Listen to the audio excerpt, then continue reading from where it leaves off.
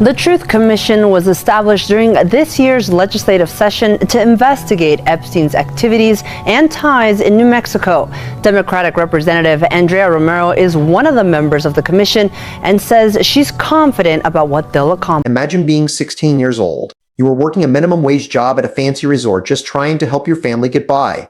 Then one day, a well-dressed, well-spoken British woman walks up to you with a warm smile and says, "I know someone who can change your life. She seems educated. She seems kind. She seems like exactly the kind of person your parents would trust." So you go. And the moment you walk through that door, your life is never the same again. This is not a movie. This is not a thriller novel. This happened to real girls, real teenagers, real human beings who trusted the wrong person at the wrong moment and paid a price that no amount of money, no courtroom verdict, and no prison sentence can ever fully repay. This is the story of Jeffrey Epstein, Ghislaine Maxwell, and the dark web of power, silence, and secrets that surrounded them for decades. And this story is far from over. Let's talk about Ghislaine Maxwell first, because understanding her is the key to understanding everything. Maxwell was not just Epstein's girlfriend or companion. She was the engine of his entire operation. She was the one who found the girls. She was the one who approached them, charmed them, and delivered them. Without Maxwell, Epstein's world simply does not exist in the way that it did. Maxwell came from extraordinary privilege. Her father was a powerful British media mogul. She grew up around wealth, power, and influence. And when she entered Epstein's orbit, she brought all of that status with her. Victims have described her as magnetic, polished, completely disarming. She had a Mary Poppins quality, bright, cheerful, and possibly proper. The kind of woman who made you feel safe just by being near her. And that is exactly what made her the perfect predator. She would approach young girls in the most ordinary places, at spas, at resorts, at camps. She would notice something about them, a book they were reading, a job they were doing, and she would find her way into a conversation.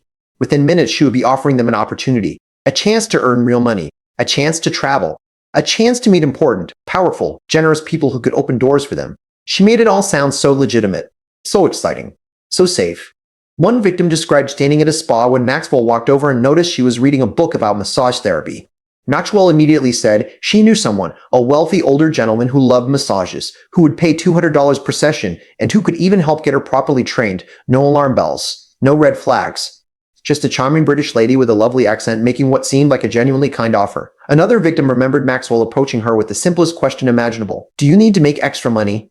The victim said yes. Maxwell said there's a man in Palm Beach, he gets massages from girls, he pays well. That was the entire pitch. Clean, simple, completely innocent on the surface. But underneath that surface was something calculated and monstrous. Once these young women entered Epstein's world, they quickly discovered that the reality was nothing like what they had been promised.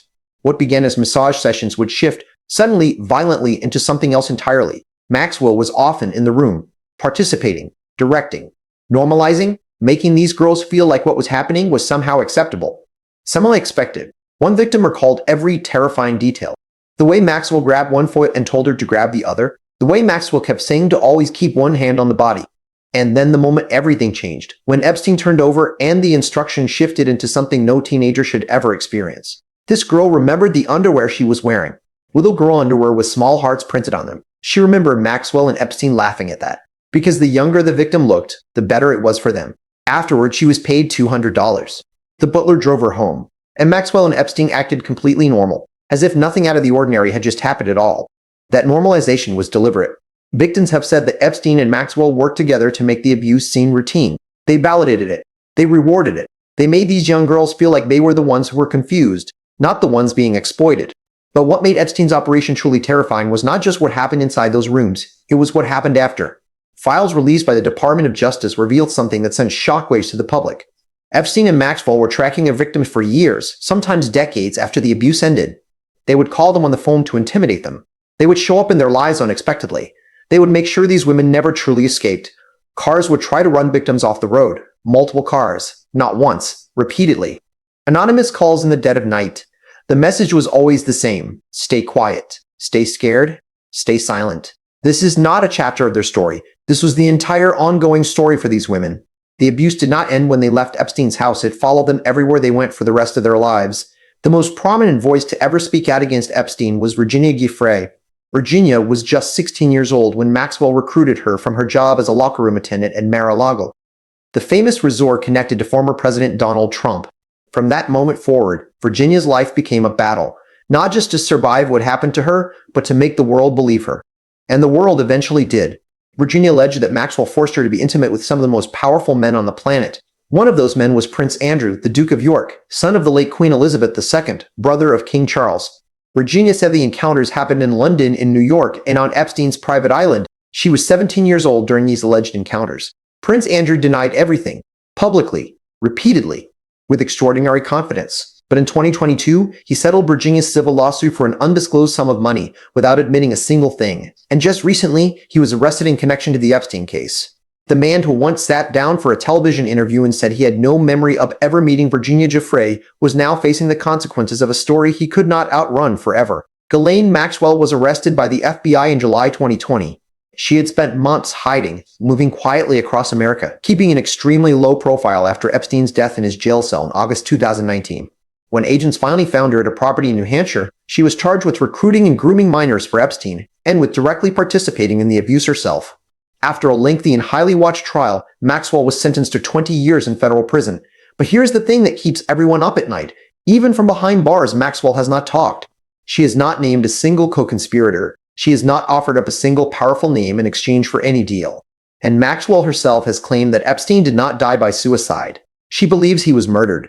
And she says that people who killed him are still out there, still powerful, and still very much watching. Given the treatment she is reportedly receiving in prison, it is hard not to wonder if she is right. Prison consultants with clients at Maxwell's facility in Texas have described conditions that simply defy belief. Maxwell reportedly has access to a laptop computer, something that is completely unheard of for regular inmates.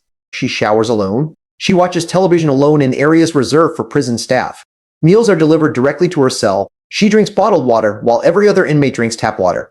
She even gets a personal umbrella on her daily walks to shield her from the Texas heat. And inmates who dared complain about any of this were reportedly threatened with solitary confinement or immediate transfer to a much tougher prison. The message from prison officials was direct: do not discuss her, do not put anything in writing, do not talk about her on the phone, do not make trouble about Maxwell, or you will be moved. This is not how you treat a convicted sex trafficker. This is how you treat someone who is still valuable. Someone who still knows things. Someone whose silence is still being purchased, just from a different location than before. Court documents from Maxwell's case have revealed that she allegedly reached secret settlements with as many as 25 different powerful and influential individuals, deals that were never disclosed during her trial, and that shielded those people from public exposure. 4 additional alleged co-conspirators were reportedly never even charged with anything at all. 25 people. Protected. Silent. Free. The public has been demanding to know who they are. And as more files continue to be released by the Department of Justice, fragments of answers keep emerging, and certain names keep appearing in online discussions, in legal documents, and in the testimonies of victims. One of those names, though it must be stated clearly that these allegations remain unverified, is Ellen Degeneres. For years, Ellen was one of the most beloved figures in American entertainment. Her talk show ran for 19 seasons. She built a brand entirely around the message of being kind. But when Maxwell's deposition process began, Ellen quietly and suddenly ended her show. And when the Epstein files began dropping in greater volume, Ellen and her wife Portia de Rossi packed their bags and left the United States entirely, relocating to rural England. Their Montecito mansion was put on the market. Friends were told they were never coming back. Ellen's team said the move was about Donald Trump's election victory. Ellen had been a vocal critic of Trump for years, so on the surface the explanation made some sense. But critics pointed to the timing and called it something else entirely. They pointed to the death of Stephen Boss, better known as Twitch, Ellen's beloved executive producer and on-screen DJ who died by suicide in December 2022 at just 40 years old. He left his wife and 3 children behind. He checked into a motel near his home, switched his phone to airplane mode so nobody could reach him, and never walked back out. He left a note whose full contents were never made public. Online communities connected these events and drew their own conclusions. Whether those conclusions are accurate remains unproven. But the questions have never gone away, and then the story reached its most devastating moment. Virginia Giuffre, the woman who had sacrificed more than anyone to expose this network, who had testified, who had sued, who had spoken publicly for years, despite death threats and intimidation, died by suicide in April 2025. She was 41 years old. Weeks before her death, Virginia had been struck by a car in a hit-and-run accident. The driver was never identified. She survived the crash, but her health never fully recovered. And shortly before she died, she posted something on social media that the entire world needed to read. She wrote that she was making it publicly known, in no uncertain terms, that she was not suicidal. She said she had told her therapist, she had told her doctor, And she said that if something happened to her, for the sake of her family, do not let it go. Do not let it disappear. She said too many evil people wanted to see her silenced. Weeks later, her family confirmed she was gone. They said it was with utterly broken hearts that they announced Virginia had passed away at her farm in Western Australia, a lifelong victim of sexual abuse and trafficking who had lost her final battle. The internet went silent for a moment, and then the questions got louder than they had ever been before. In New Mexico, lawmakers are refusing to let the story die quietly. A truth commission was created specifically to investigate what happened at Epstein's Zorro Ranch, a sprawling property in Santa Fe County where some of the most serious alleged abuses took place. Legal experts are being hired.